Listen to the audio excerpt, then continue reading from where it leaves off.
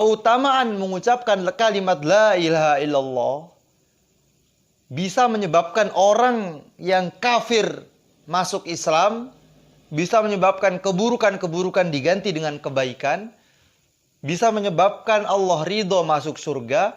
Kok ada orang yang mengatakan dengan mengucapkan kalimat la ilaha illallah dia terjerumus kepada keburukan, justru malah dia masuk neraka? Maka ini satu pemikiran yang jauh dari pemikiran orang-orang yang berakal. Kita perbaiki adalah sholat kita. Agar apa? Agar agama ini tegak.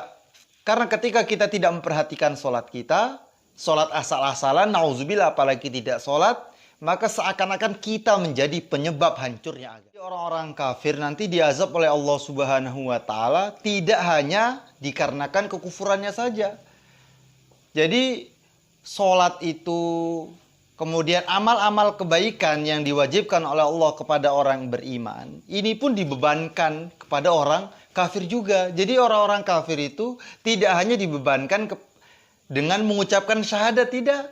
Mereka juga dibebankan dengan amalan-amalan orang Islam itu. Hanya saja syarat orang kafir itu diterima amalannya, sholatnya diterima, ibadahnya diterima kalau dia sudah mengucapkan kalimat syahadat.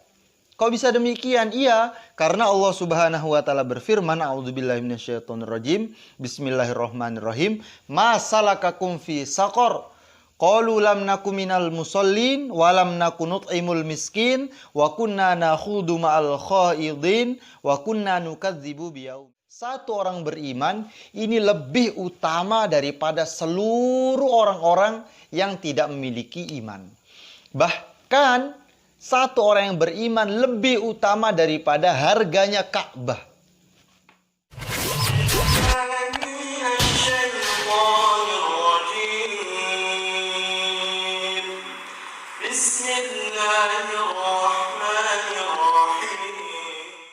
Bismillahirrahmanirrahim.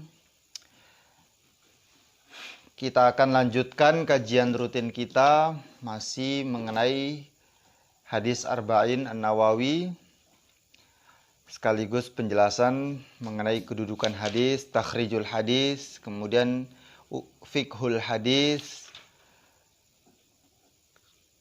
dan pelajaran-pelajaran yang dapat diambil dari hadis tersebut, termasuk intisari hadis tersebut. Hadis yang ketiga, bismillahirrahmanirrahim. An Abi Abdurrahmani Abdullah bin Umar bin Khattab radhiyallahu anhu maqal sami'tu Rasulullah sallallahu alaihi wasallam yaqul bunyal islamu ala khams syahadati alla ilaha illallah wa anna muhammadar rasulullah wa iqamis shalah wa itaiz zakah wal hajj wa shaumi ramadan wa hajjil bait wa shaumi ramadan. Dari Abi Abdurrahman Abdullah bin Umar bin Khattab radhiyallahu anhuma, ia berkata, aku mendengar Rasulullah sallallahu alaihi wasallam bersabda, Islam dibangun atas 5 pondasi. Yang pertama, syahadat bahwasannya tiada yang berhak disembah selain Allah dan Nabi Muhammad adalah utusan Allah. Kemudian mendirikan sholat, membayarkan zakat, haji ke Baitullah, dan berpuasa pada bulan Ramadan. Hadis riwayat Bukhari dan Muslim. Hadis ini diriwayatkan dalam kitab Sahih Bukhari, Kitabul Iman, nomor hadis 8. Kemudian hadis riwayat Muslim dalam kitab Iman nomor hadis nomor 16. Kemudian diriwayatkan juga oleh Al-Imam At-Tirmizi nomor hadis 2612 dan Imam Nasai nomor hadis 107 dan Imam Ahmad di dalam musnadnya nomor hadis 26, 93 dan 123 kali disebutkan di dalam musnad Imam Ahmad. Apa yang bisa kita ambil pelajaran dari hadis tersebut? Bahwasannya Nabi SAW sabdakan, Islam dibangun atas 5 tiang atau 5 pondasi. yang mana pondasi utama adalah syahadat, bersaksi bahwasannya tiada yang berhak disembah selain Allah Subhanahu wa taala.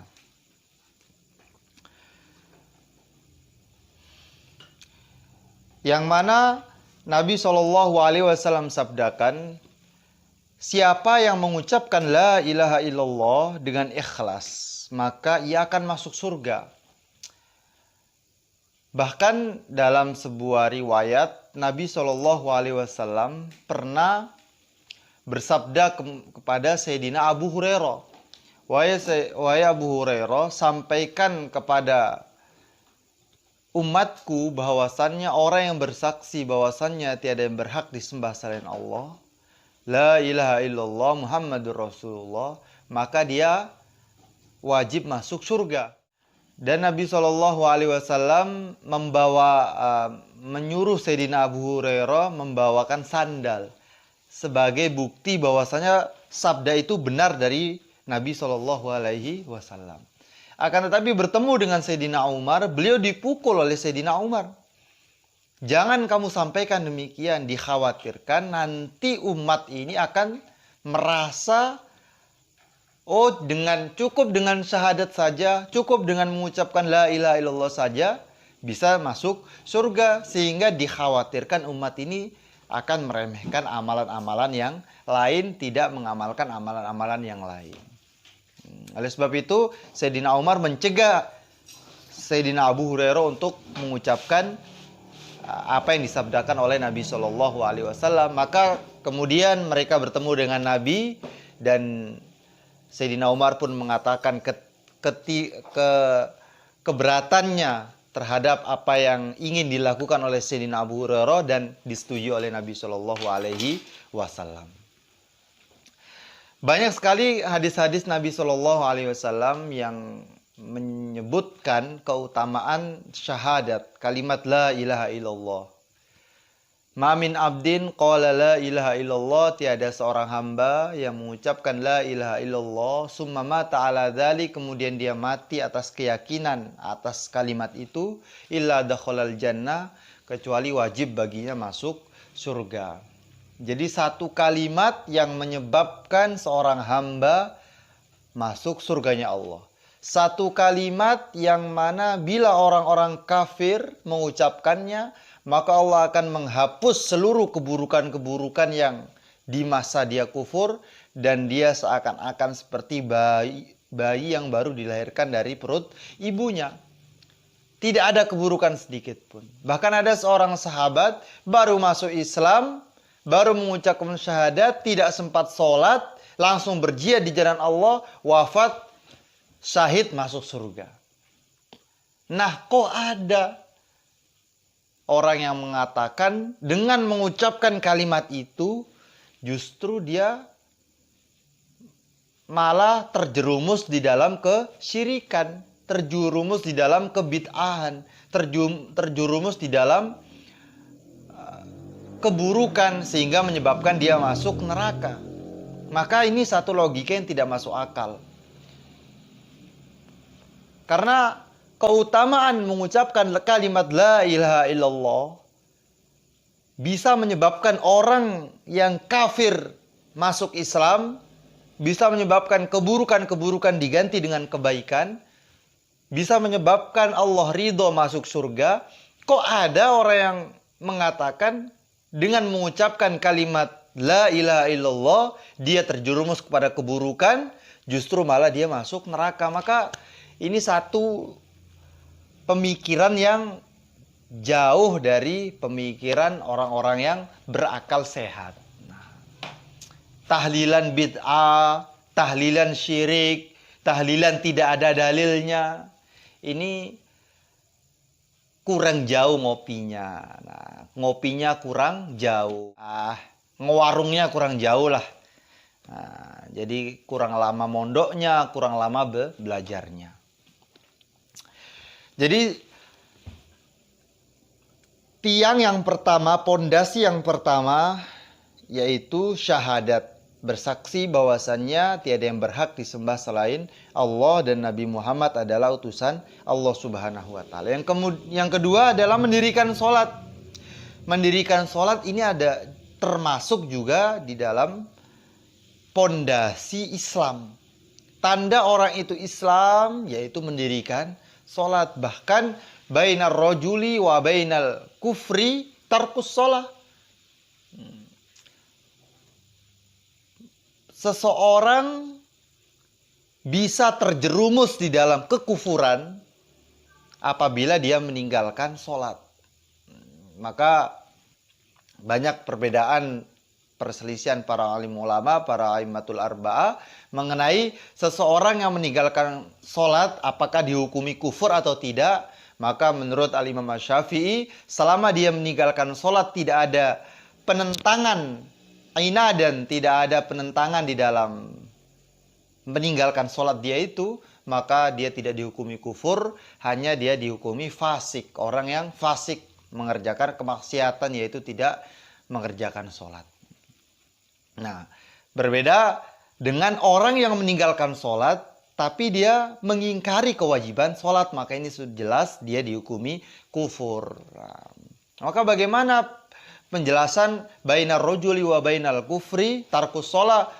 Meninggalkan sholat adalah pembeda antara seseorang itu apakah dia kufur atau tidak. Bahkan riwayat lain antara orang itu mukmin dan kafir adalah meninggalkan sholat. Maka para ulama berpendapat yang dimaksud kufur di sini adalah kufur nikmat, ataupun yang dimaksud di sini kufur adalah perbuatannya sebagaimana perbuatan orang kafir. Karena orang kafir dia memang tidak mengucapkan kalimat syahadat, tidak meyakini Allah sebagai Tuhan, tidak bersaksi bahwasanya Nabi Muhammad adalah utusan Allah. Akan tetapi Allah Subhanahu wa taala mengazab orang-orang kafir ketika di neraka nanti tidak hanya karena kekafirannya saja. Jadi kita jangan berpikir orang kafir itu masuk neraka, orang kafir ini masuk ke neraka kemudian diazab gara-gara cuman kafirnya saja. Berbeda dengan orang Islam. Orang Islam itu kalau tidak sholat maka dia masuk neraka, diazab gara-gara meninggalkan sholat. Tidak zakat, diazab gara-gara tidak zakat.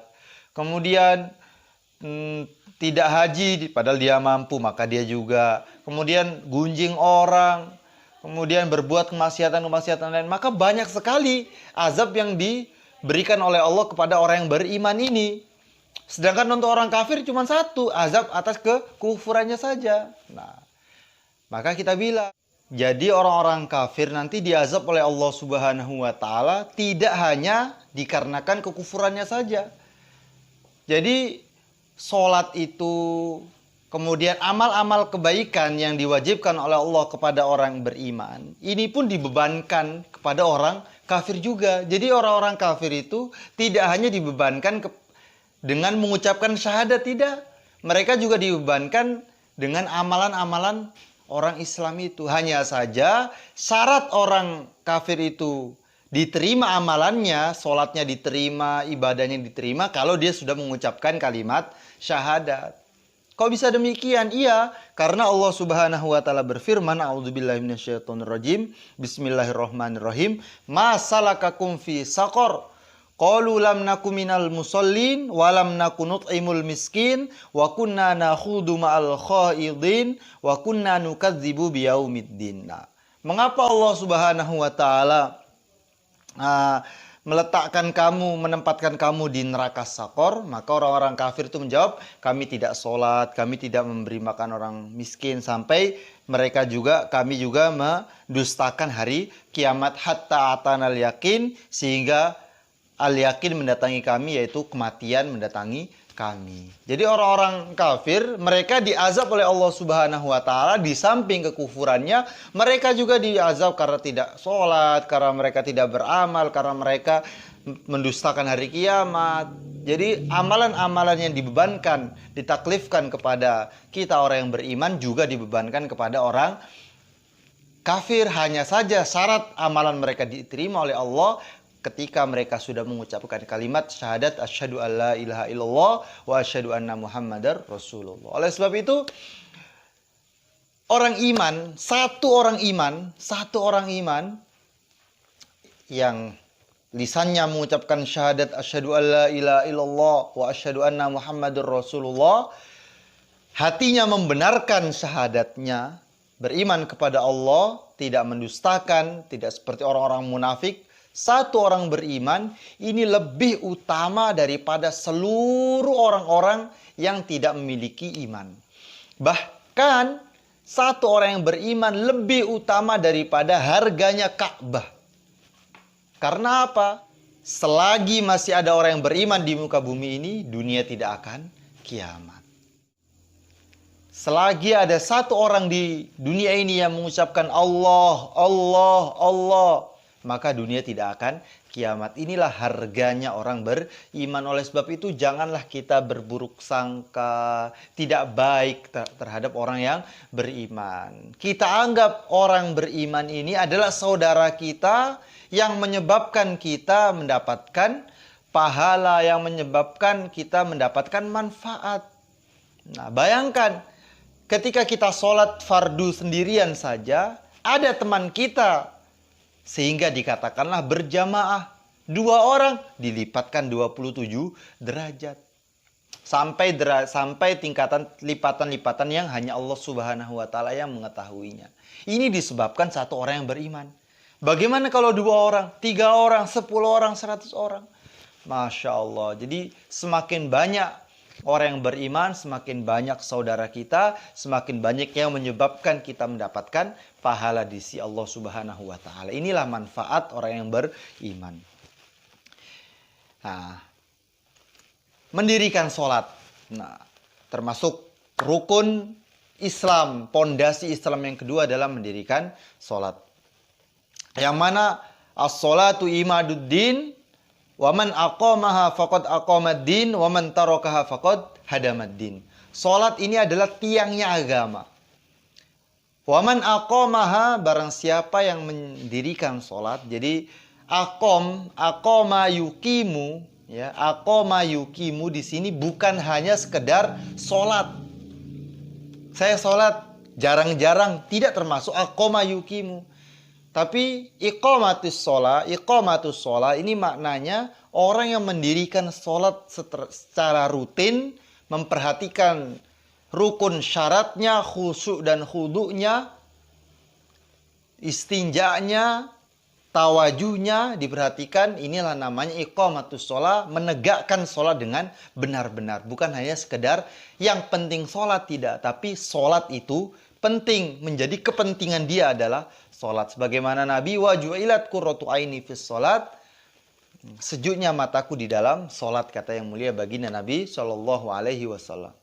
Wa man aqamaha faqad aqamaddin, siapa yang menjalankan sholat, maknanya dia telah menegakkan agama ini. Wa man tarakaha faqad hadamaddin, nauzubillah min zalik.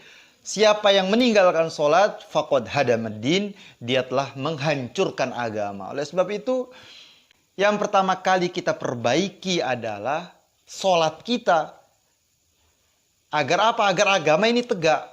Karena ketika kita tidak memperhatikan sholat kita, sholat asal-asalan, nauzubillah, apalagi tidak sholat, maka seakan-akan kita menjadi penyebab hancurnya agama. Jadi agama hancur di samping orang-orang yang tidak menyenangi Islam, tidak suka dengan Islam, di luar Islam. Mereka berusaha menghancurkan agama, menghancurkan Islam dari luar. Tapi yang terpenting bagaimana kita yang sudah di dalam jangan sampai menjadi penyebab kehancuran Islam ini. Bagaimana caranya? Kenapa kita sebagai penyebab kehancuran Islam? Kita meninggalkan sholat itu sebagai penghancur Islam. Oleh sebab itu teman-temanku sekalian, saudara-saudaraku dimanapun kalian berada, dimanapun antum berada, dimanapun kita berada, bagaimana kita selalu menjaga sholat tepat pada waktunya di tempat azan berkumandang. Wallahu a'lam. Agar apa? Agar Allah Subhanahu wa Ta'ala memperbaiki agama ini.